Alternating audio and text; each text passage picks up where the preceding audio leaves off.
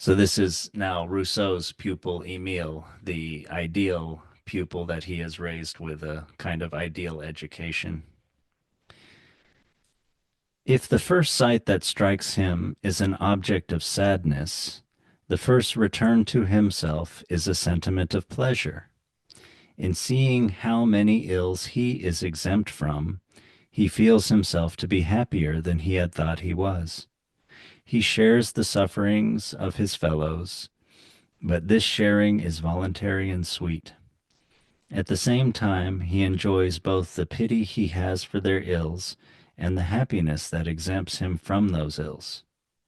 He feels himself to be in that condition of strength which extends us beyond ourselves and leads us to take elsewhere activity superfluous to our well-being.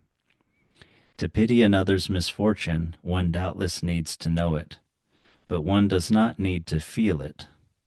So that's kind of against empathy, right? When one has suffered or fears suffering, one pities those who suffer.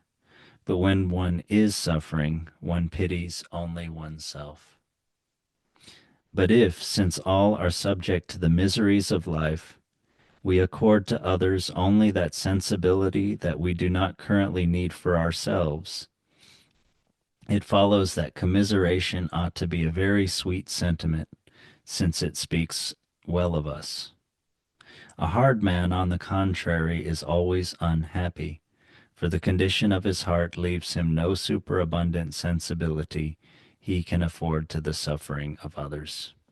So he's talking about how there is a kind of, commiseration, but not an empathy, not a feeling into or not an emotional contagion that helps one to, if one has kind of skills and virtue and stability and things, one feels oneself in contrast to the others who are suffering, and one commiserates with them both and gets a pleasure out of that, and also one comes back to oneself and remembers that one is not suffering like they are, and one feels happier than you did before.